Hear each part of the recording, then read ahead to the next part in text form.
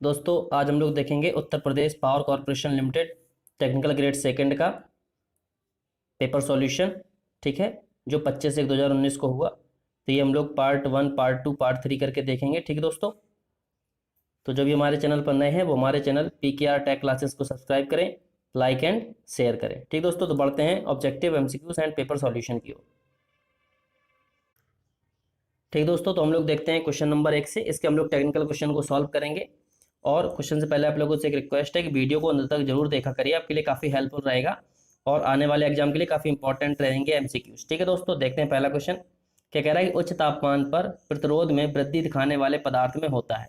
क्या कह रहा है कि जब टेम्परेचर अगर बढ़ेगा तो उसका मान अगर बढ़ता है तो ऐसे पदार्थ का जो टेम्परेचर कॉफिशिएंट ऑफ होता है, टेम्परेचर कॉफिशिएंट ऑफ रेजिस्टेंस, उसका मान क्या होता है दोस्तों? पॉजिटिव। ठीक है, तो किसी भी मटेरियल का जो टेम्परेचर कॉफिशिएंट होगा वो अल्फा पॉजिटिव होगा, तो उसमें क्या होता है दोस्तों कि टेम्परेचर बढ़ाने पे उसका आर का मान बढ़ता है। ठीक है, तो क्या होगा? धनात्मक temperature coefficient. And negative temperature coefficient होगा अगर किसी मटेरियल का, तो उसमें क्या होता है दोस्तों, अगर टी का मान बढ़ाएंगे, टेम्परेचर का मान बढ़ता है तो आर का मान घटता है। ठीक है, अगला क्वेश्चन क्या कह रहा है? पोल अंतराल की परिभाषा क्या है? मतलब पोल पिच की परिभाषा पूछ रहा है। तो पोल पिच क्या होती है? तो पोल पिच होती है दोस्तों टोटल नंबर ऑफ स्लॉट, मतलब armature slot, total number of armature slot upon total number of pole. ठीक है, तो total number of armature slot पर पोल जो होती है वो होती है पोल पिच। ठीक है, तो क्या होगा? प्रति पोल आर्मेचर खांचों की संख्या वो होती है पोल पिच। अगला क्वेश्चन क्या कह रहा है कि तुल्यकाली मशीनों में, सिंक्रोनस मशीन में जो डैम्पर वाइंडिंग होती है, अवमंदक कुंडली होती है, के तहत संतुलित 3 फेज वोल्टता बनाए रखती है। तो ये दोस्तों जब अनबैलेंसिंग लोड होती है अगर सिंक्रोनस मोटर में, तो उस स्थिति में जो डैम्पर वाइंडिंग होती है वो उसको संतुलित 3 फेज वोल्टेज पर बनाए रखती है। ठीक है, अगला क्वेश्चन कि डीसी मशीन जनरेटर के रूप में चले या मोटर के रूप में, निम्नलिखित में से कौन सी मात्रा एक ही दिशा बनाए रखती है? तो जो डीसी जनरेटर या मोटर होती है तो उसमें जो इंड्यूस्ड ईएमएफ होता है, ठीक है, इंड्यूस्ड ईएमएफ होता है ई नॉट दोस्तों जनरेटर के लिए होता है, एंड ईवी ये होता है किसके लिए? हम लोग मोटर के लिए लेते हैं। तो जो इंड्यूस्ड ईएमएफ होता है वो सदैव एक ही दिशा में रहता है, चाहे मोटर हो चाहे डीसी जनरेटर। अगला क्वेश्चन, उपकेंद्रों में मतलब सब स्टेशनों में जो विभव परिणामित्र का प्रयोग होता है, मतलब पोटेंशियल ट्रांसफार्मर का उपयोग किसकी परास बढ़ाने के लिए किया जाता है? तो पीटी का उपयोग दोस्तों हम लोग करते हैं वोल्टमीटर की रेंज बढ़ाने के लिए, क्योंकि हम लोग हाई वोल्टेज को लो वोल्टेज में मेजर करते हैं। ठीक है, अगला क्वेश्चन, उस विकल्प का चयन करें जो केवल वर्ग बी रोधन पदार्थ के उदाहरणों की सूचीबद्ध करता है। बी इंसुलेशन पदार्थ के जो पदार्थ हैं उनको सूचीबद्ध करता है। तो ये दोस्तों अभ्रक, एस्बेस्टस, फाइबर, ग्लास।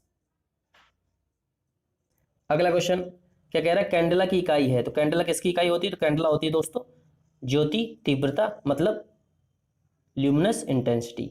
ठीक है, अगला क्वेश्चन, एसी परिपथ में प्रेरणिक प्रतिघात मतलब इंडक्टिव रिएक्टेंस और आवृत्ति के बीच में क्या संबंध होता है? तो इंडक्टिव रिएक्टेंस क्या XL बराबर होता है 2πfl। ठीक है, जो XL होता है वो डायरेक्टली प्रोपोर्शनल होता है F के। ठीक है, और यहीं पे अगर कैपेसिटिव प्रतिघात की पूछता तो वो होता है दोस्तों क्या होता है? XC बराबर 1/2πfc। ठीक है, जो XC होता है वो इन्वर्सली प्रोपोर्शनल होता है फ्रीक्वेंसी के। अगला क्वेश्चन, यदि आर्मेचर कुंडली हो तो एसी मशीनों में समांतर पथों की संख्या पोल की संख्या के बराबर होती है, मतलब पैरेलल पाथ, मतलब ए बराबर पी किस में होता है? जब वाइंडिंग होती है आर्मेचर की लैप। ठीक है, लैप में क्या होता है? लैप बाइंडिंग में होता है जो ए बराबर पी होता है, एंड वेव बाइंडिंग में होता है ए बराबर 2। ठीक है, तो क्या हो जाएगा? जो लैप बाइंडिंग होती है उसे बोलते हैं दोस्तों हम लोग पास कुंडली। ठीक है, ये यहाँ पे गलत दिया है, पास कुंडली। ठीक है, and wave binding and pass binding. अगला क्वेश्चन, दिए गए विकल्पों में कौन परिरक्षी कंड्यूट तार स्थापन विधि नहीं है? तो ये दोस्तों ड्राइंग या कर्षण आउट। अगला क्वेश्चन, एक ट्रांसफार्मर में जो टोटल लॉस होते हैं, कुल हानि होती है, वो किस पर निर्भर करती है? तो ये करती है दोस्तों वोल्टेज एंड करंट पर। ठीक है, अगला क्वेश्चन कि परिवर्ती प्रतिरोधक क्या होते हैं, मतलब वैरिस्टर जो होते हैं वो क्या होते हैं? वो होते हैं दोस्तों नॉन लीनियर रजिस्टर। अगला क्वेश्चन, डीसी सीरीज मोटर का जो टॉर्क एंड आर्मेचर करंट का ग्राफ होता है वो कैसा होता है।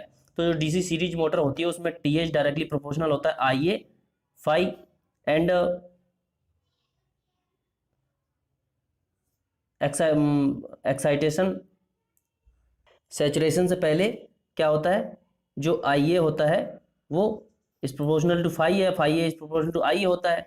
तो इस तरह से जो टी इज प्रोपोर्शनल हो जाता है डायरेक्टली आई ए के स्क्वायर हो जाता है। तो सैचुरेशन से पहले तक जो ग्राफ होता है डीसी सीरीज मोटर का वो परवलयाकार होता है। इसके बाद जब टी इज डायरेक्टली प्रोपोर्शनल आई ए हो जाता है एंड फाई कांस्टेंट हो जाता है तो जो ग्राफ होता है वो स्ट्रेट लाइन हो जाता है। ठीक है, तो क्या होता है, पूर्ण भार तक परवलय और अति भार पर सीधी रेखा हो जाता है।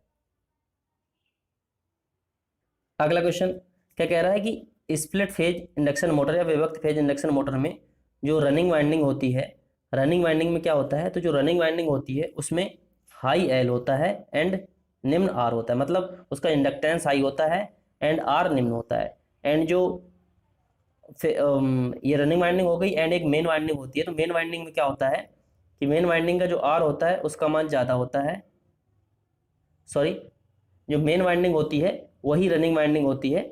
ठीक है, एंड जो ऑक्सिलरी वाइंडिंग होती है वो स्टार्टिंग वाइंडिंग होती है। ठीक है, तो जो मेन वाइंडिंग होती है उसका आर का मान कम होता है एंड एल का मान ज़्यादा होता है। ये मतलब मोटे एरिया के अधिक टर्न में बनाई जाती है एंड जो ऑक्सिलरी वाइंडिंग होती है वो पतले एरिया की कम टर्न में बनाई जाती है। ठीक है, एंड दोनों वाइंडिंग जो होती हैं वो पैरेलल में कनेक्ट होती हैं किसी भी सिंगल फेज इंडक्शन मोटर में। ठीक है, अगला क्वेश्चन क्या कह रहा है, किस प्रकार की डीसी मशीनों के लिए पास कुंडली को प्राथमिकता दी जाती है। पास मतलब लैप बाइंडिंग। ठीक है, तो लैप बाइंडिंग में क्या होता है, लैप बाइंडिंग जो होती है वो low voltage and high current के लिए यूज की जाती हैं। ठीक है, तो उन मशीनों में यूज करते हैं लैप बाइंडिंग की जहां उच्च धारा और निम्न वोल्टता की आवश्यकता होती है। अगला क्वेश्चन, उस उपकरण को क्या कहते हैं जो वांछित आउटपुट बोलता और आवृत्ति पर डीसी धारा शक्ति को एसी धारा शक्ति में परिवर्तित करता है। तो ये होता है दोस्तों क्या, प्रतिपक मतलब इन्वर्टर। ठीक है, अगला क्वेश्चन क्या कह रहा है कि स्टेटर का पटलन क्यों आवश्यक है।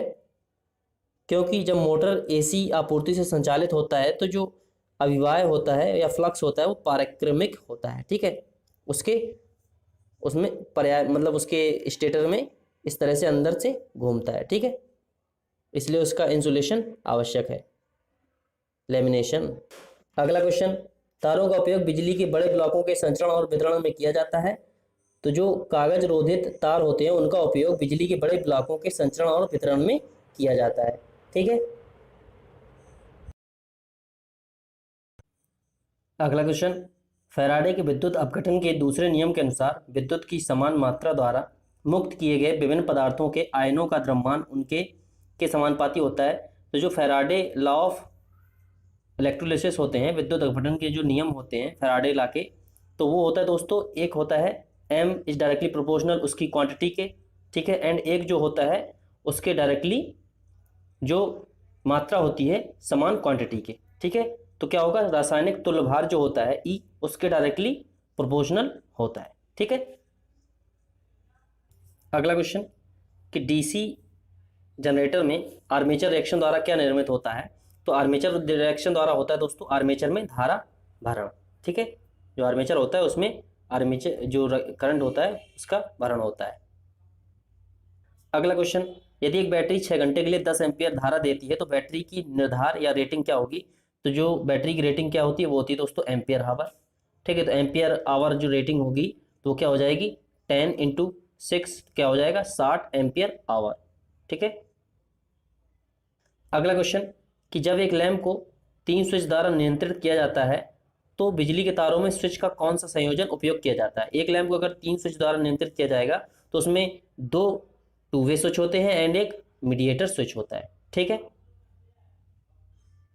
अगला क्वेश्चन, प्रत्यावर्तित या अल्टरनेटर की जो इफिशियंसी होती है किसके साथ बढ़ने पर हमेशा बढ़ती है। तो ये होता है दोस्तों पावर जब भी बढ़ती है, शक्ति जब हम लोग बढ़ाएंगे तो जो अल्टरनेटर की दक्षता होती है इफिशियंसी वो भी हमेशा साथ साथ बढ़ती है। अगला क्वेश्चन, ट्रांजिस्टर शांत अवस्था में है ऐसा कब कहा जाता है, जब प्रविष्ट पर कोई संकेत प्रयुक्त ना हो। ठीक है, अगला question, single phase half rectifier control motor में आर्मेचर धारा किस पर बंद हो जाती है? तो ये दोस्तों बड़े प्रसंजन कोण पर बंद हो जाती है।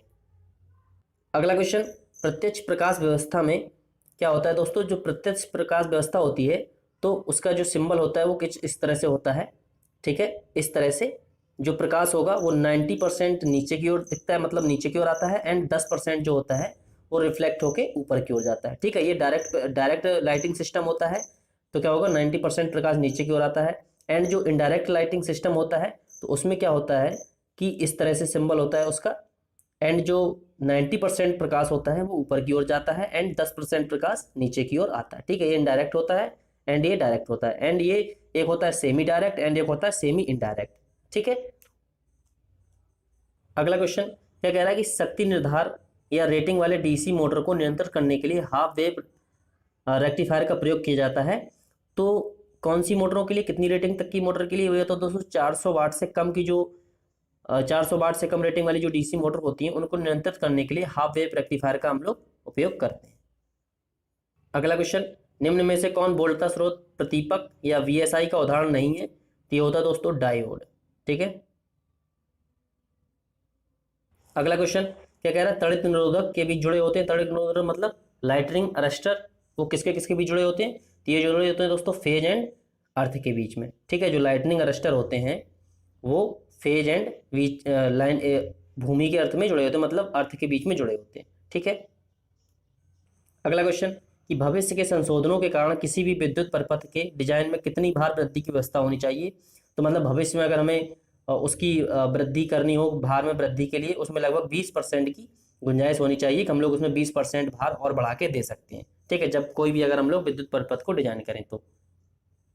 अगला क्वेश्चन, एक कुंडली में 1000 टर्न है, 5 एम्पीयर की धारा 6 मिली वेबर का अविवाय मतलब फ्लक्स उत्पन्न करती है, तो कुंडली से संबंधित है, कुंडली का प्रेरकत्व क्या होगा? मतलब एल पूछ रहा है, तो चूंकि एल बराबर हम लोग जानते हैं एल बराबर होता है एन फाई बाई आई, तो एन का मान दिया है दोस्तों 1000 एंड फाई का मान है 6 मिली वेबर, तो 6 इंटू 10⁻³ अपॉन आई का मान है कितना 5 एम्पियर। तो 10⁻³ से 1000 ये कैंसिल हो जाएगा एंड 5 से हम लोग 6 को काटेंगे तो ये कट जाएगा 1.2 बार, तो एल का मान आ जाएगा कितना 1/1.2 हेनरी। अगला क्वेश्चन क्या कह रहा है? अभिवाय फ्लक्स मतलब अभिवाय घनत्व की इकाई क्या होती है? फ्लक्स डेंसिटी का मात्रक क्या होता है? तो जो फ्लक्स डेंसिटी होती है उसका मात्रक होता है दोस्तों टेस्ला, ठीक है, या वेबर पर मीटर स्क्वायर, ठीक है। जो बी बराबर होता है वो होता है 5/A वेबर पर मीटर स्क्वायर या टेस्ला। अगला क्वेश्चन, एक रंग कोडित कार्बन प्रतिरोध में रंग कोड बाएं से दाएं मतलब इस साइड में निम्नानुसार है, क्या है? हरा, नीला, पीला, सुनहरा। प्रतिरोधक का आवृत्ति, प्रतिरोध और सहनशीलता क्या होगी? तो हरा, नीला, पीला एंड सुनहरा। तो देखते हैं हम लोग जानते हैं क्या होता है दोस्तों, जो कलर कोड होता है वो होता है BV रॉय जी BV, इस तरह से। तो जो ग्रीन होता है, ठीक है, BV रॉय जी BV जी वाइट, ठीक है। तो जो यहाँ पे हरा होगा उसका जो कोड होता है वो होता है दोस्तों 5, एंड जो ब्लू नीला होता है उसका कोड होता है दोस्तों 6, एंड जो पीला होता है उसका कोड होता है 4।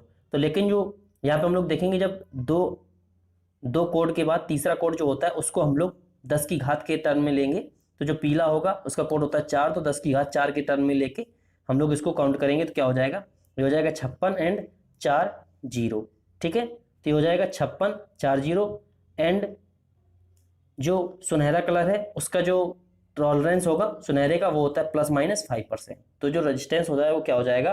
वो हो जाएगा दोस्तों 5,60,000 ओम ±5%।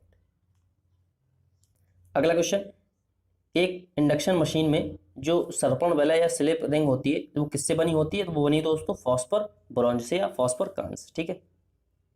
अगला क्वेश्चन, निम्न में से कौन सा विकल्प पुनः आवेशनीय सेल का उदाहरण है? मतलब रिचार्जेबल, जो रिचार्जेबल सेल्स होते हैं वो होते हैं दोस्तों लेड एसिड सेल, ठीक है, वो एक बार डिस्चार्ज होने के बाद उन्हें पुनः चार्ज किया जा सकता है।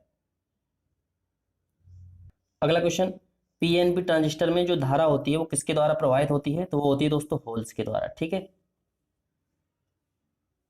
अगला क्वेश्चन क्या कह रहा है कि 50 हर्ट्ज प्रत्यावर्ती धारा पर चलने वाली 4 पोर सिंक्रोनस मोटर के लिए शाफ्ट की घूर्णन गति क्या होगी? तो सिंक्रोनस मोटर की बात कर रहा है, तो जो सिंक्रोनस मोटर होती है वो सिंक्रोनस स्पीड पर चलती है, तो NS बराबर क्या होता है दोस्तों 120 F/P, ठीक है। तो 120, एफ का मान है दोस्तों कितना 50 हर्ट्ज एंड 4 पोल की है, तो ये हो जाएगा 30 एंड 30 इंटू 50 हो जाएगा कितना 1500 आरपीएम। तो जो शाफ्ट होगी वो भी सिंक्रोनस स्पीड पर घूमेगी, तो क्या हो जाएगा 1500 आरपीएम।